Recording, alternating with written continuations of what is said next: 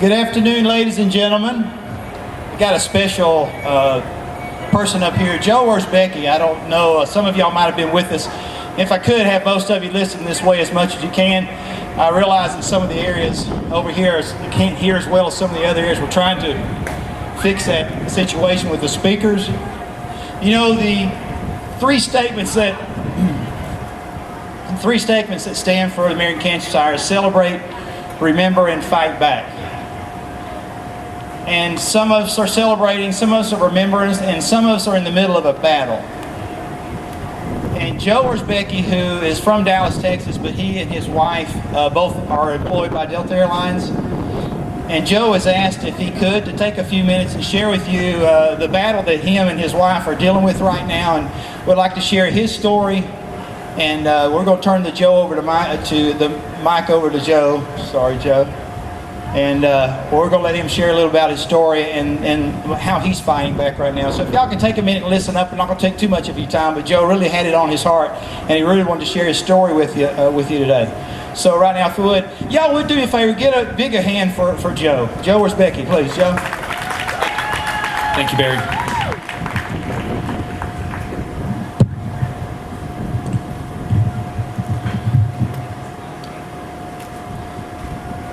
Thank you, everybody, for being here. You get a chance to take a look at the pictures here. I'd like to introduce my wife to you. Over here on my left, we had a little head shaving party for Stephanie when she battled breast cancer for the first time back in February 2010. My life as a caregiver.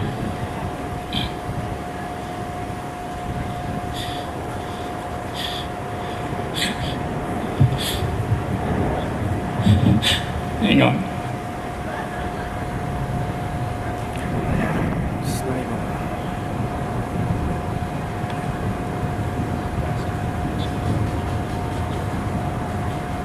I'll never forget that day. My beautiful wife of 19 years was diagnosed with breast cancer. I remember as it was just yesterday. A couple of weeks prior to February 10th, 2010, Stephanie went in for a biopsy for 2 lumps on her right breast. She was 38 years old. The morning of February the 10th, our lives changed forever. This was 2 days before my birthday and 4 days before Valentine's. This is not the way that we planned our Valentine's Day and my birthday. I just received my SIDA badge renewal clearance letter and was in line with my paperwork. I finally made it to the front line and noticed a sign stating cell phones were not permitted. But I knew Stephanie would be calling with the results, and right then and there my phone rang. I knew I had to answer that phone. I picked up my phone. I will never forget her voice at the other end. She was crying, scared, and devastated, to say the least.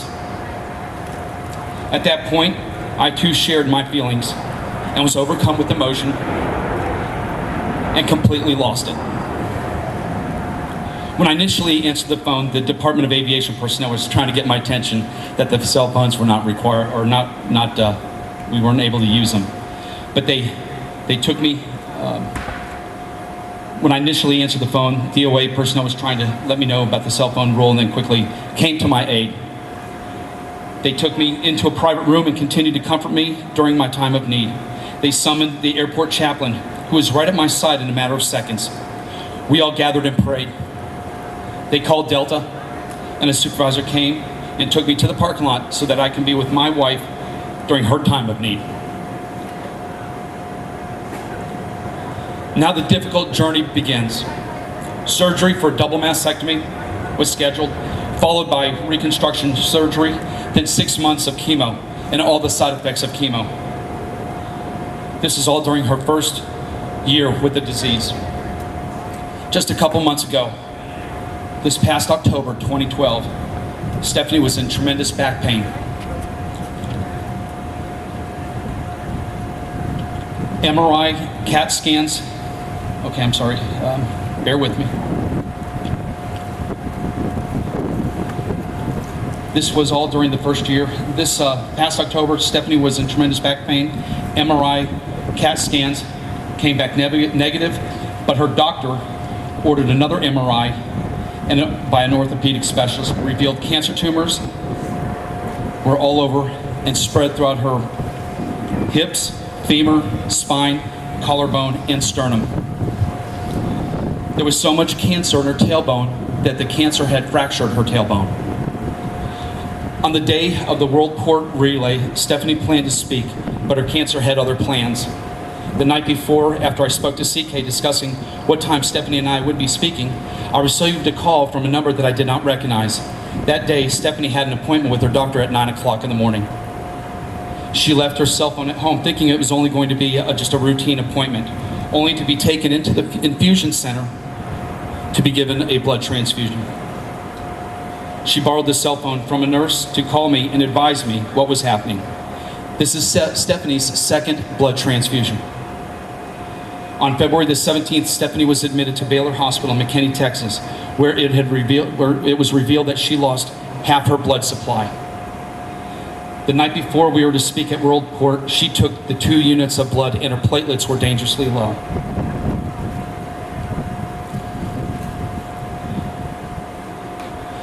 The morning of the relay at Concourse E here at World Court, Stephanie was in pre-op at 10 o'clock in the morning. She had to undergo a bone marrow biopsy, which the results of the bone marrow biopsy did in fact reveal cancer infiltrated her bone marrow, which now explains her blood loss. Stephanie's journey will become more difficult than ever before. As a caregiver, this is my life.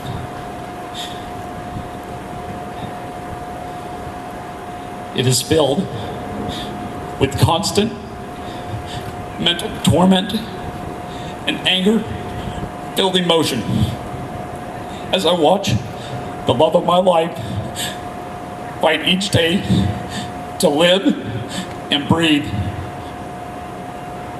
Our conversations concerning her last rites are too much for me to bear. I quickly changed the conversations. As a man, we are geared to fix things, to take care of our families, protect our loved ones, and care for them. But in this journey as a caregiver, it is emotionally difficult because I cannot do any of the above. Ladies and gentlemen, I want to share with you how loving and beautiful and caring Stephanie, my wife, is. When Stephanie wants to have one of those very serious conversations, she knows how to get my attention and wants me to make a promise to her that when the time comes, that I promise not to be mad at God and turn away from Him so that I could be in heaven with her. You see, she is more worried about me and my salvation than she is about her cancer, her pain, and her daily struggles. There's one thing that this journey taught me. Cancer patients fight each and every day to perform the simplest of daily tasks, such as walking, getting up out of a chair, and breathing without constant pain. So I urge every one of you to love and care for one another.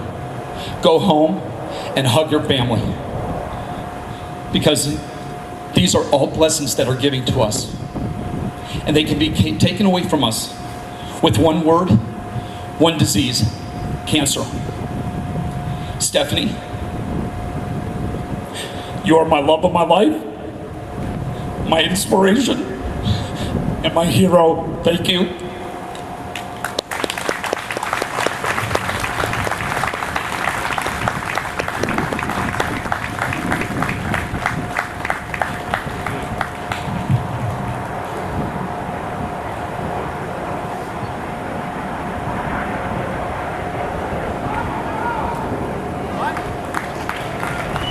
Y'all give him another big hand. That was tough.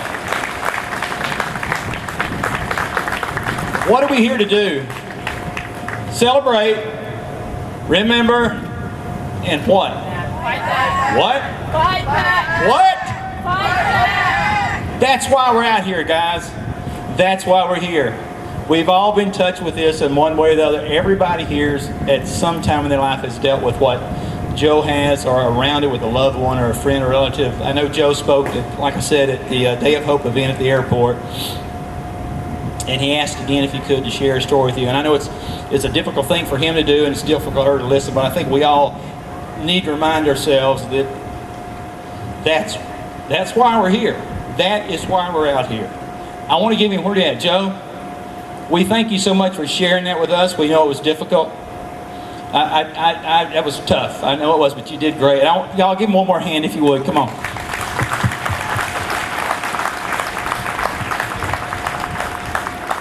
And just one other thing, one thing that's fantastic about Steph and I, we know we're not in this battle by ourselves. This is just one story. It's her story and our story. But I saw so many survivors, and I'm sure there might be family members that are also fighting that are not here, not just Steph. But we know we're not in this fight alone. There's so many stories like this that are out there every day, everywhere, worldwide. Not just here, it's everywhere, all over the world. So again, thank you all, everybody, for being here. Thank you for supporting such a great cause. And also I want to thank all the leaders. We've had tremendous, tremendous support from Greg Kennedy, Foosh, John Edwards, everybody at Worldport. I just want to thank everybody for all their love and support and care. Thank you. Thanks, Joe.